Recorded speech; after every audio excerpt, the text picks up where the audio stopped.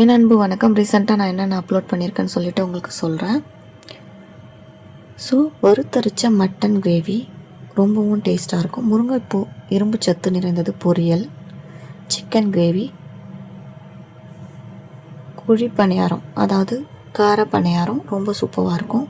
Egg fried rice lunch box recipe, உருளைக்கிழங்கு மசாலா பூரிக்கு ஏற்ற சைடிஷ்,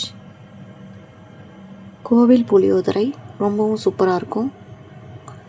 அதுக்கப்புறம் சுகரை கண்ட்ரோல் பண்ண ஹோம் ரெமெடி தான் நம்ம ரெடி பண்ணியிருக்கோம். அதுக்கப்புறம் பிரண்டை துவையல், போனுக்கு ரொம்ப நல்லது இந்த துவையல் பிரண்டை. வெயிட் லாஸ் கஞ்சி, இதை நீங்கள் ஃபுல்லாக போய் வீடியோவில் போய் பாருங்கள், ரொம்ப சூப்பராக இருக்கும். Weight loss recipe. கார சட்னி, இட்லி தோசை எல்லாத்துக்கும் ஏற்றது கார சட்னி. நார்ச்சத்து நிறைந்த அவரைக்காய் பொரியல், வயிற்றுப்புண்ணை ஆற்றும் சுண்டைக்காய் புளிக்குழம்பு, கொங்குரா ரைஸ், ஆந்திரா ஸ்டைலில் கொங்குரா பச்சடி ரொம்ப சூப்பராக இருக்கும். அதுக்கப்புறம் இரும்பு சத்து நிறைந்த முருங்கைக்கீரை துவையல் எல்லாத்தோடு வச்சு சாப்பிடலாம்.